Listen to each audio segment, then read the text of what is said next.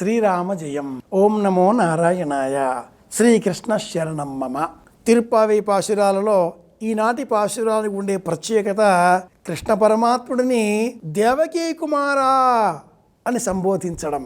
పరమాత్ముడు యశోదానందనుడిగా కీర్తింపబడి ఉన్నాడు. యశోదానందులు ఎక్కడైతే ఉన్నారో అక్కడే నివసించి ఉన్నాడు. యశోదకే తన నోట విశాల విశ్వాన్ని చూపించి ఆశ్చర్యచకితురాలను చేసి ఆనందపరిచి ఉన్నాడు.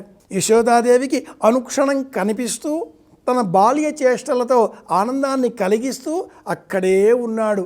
అలాంటి యశోదానందవర్ధనుడిని, యశోదాదేవికి ఆనందం పెంపొందింపజేసేటటువంటి గుణంగల ఆ కృష్ణ పరమాత్ముడిని దేవకీ కుమారా అంటూ స్మరించడం ఈనాటి ఈ పాశురంలో ఉండే ప్రత్యేకం.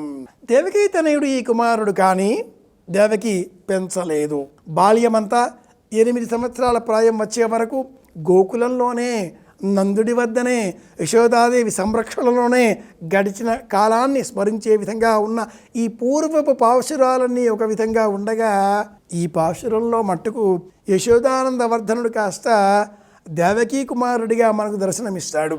పుట్టకంటే పూర్వమే అంతం చేయడం కోసం మేనమామ వరుసలో ఉండేటటువంటి కంసుడు వరుసలో ముందు నిలుచుని ఉన్నాడు.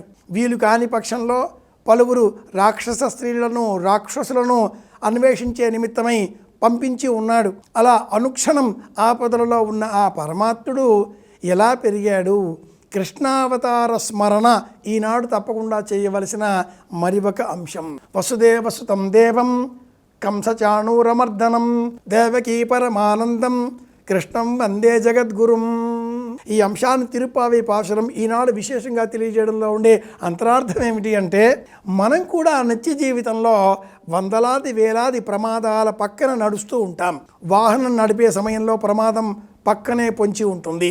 ఇంటిలో భోజనం చేసే సమయంతో ప్రారంభం చేసుకొని నిద్రించే సమయం వరకు, అలాగే ఇతరులతో మాట్లాడే సమయంతో ప్రారంభం చేసుకొని మనం మాట్లాడకుండా మౌనంగా ఉన్నప్పుడు కూడా అనుక్షణం ఆపదలతో చెలగాటమాడేటటువంటి మానవ జీవితంలో ఆపద లేని క్షణం ఏదీ లేదు. ఏ క్షణమైనా ఏదైనా జరగవచ్చు. అలా జరిగినప్పటికీ అందులో నుంచి మనల్ని కాపాడేటటువంటి పరమ మంత్రం శ్రీకృష్ణ శరణం మమ.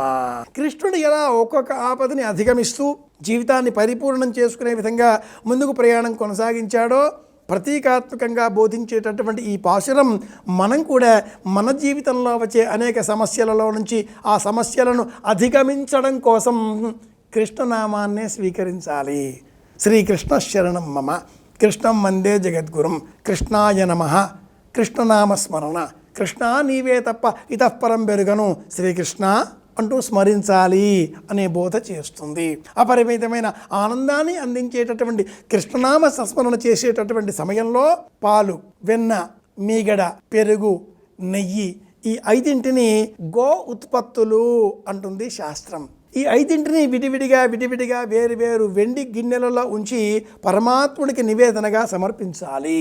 పరమాత్ముడికి అభిషేక సేవ చేసే సమయంలో కూడా ఈ 5ంటిని విడివిడిగా వినియోగించి సమర్పించినట్లయితే తప్పక క్షేమం కలుగుతుంది. పాలతో కృష్ణాభిషేకం నిర్వహించినట్లయితే ఆరోగ్యం చేకూరుతుంది. పెరుగుతో కృష్ణుడికి అభిషేక సేవ నిర్వహించినట్లయితే దీర్ఘకాలంగా ఉండేటటువంటి వ్యాధుల బారిన వల్ల వచ్చేటటువంటి సమస్యలు తగ్గుముఖం పడతాయి. వెన్నతో కృష్ణుడికి అలంకరించినట్లయితే శుభం చేకూరుతుంది. సంతానానికి చక్కటి ఉన్నత విలువల కల జ్ఞానం అలవడుతుంది. సంతానానికి సుబోధకమైనటువంటి ఉత్తమ అవకాశాలు లభిస్తాయి. అలాగే వెన్నతో పాటుగా తదుపరిగా మిగిలిన నెయ్యి, ఇతర పదార్థాలను కూడా సమర్పించినట్లయితే సమస్త సంపదలు మనకు చేకూరుతాయి.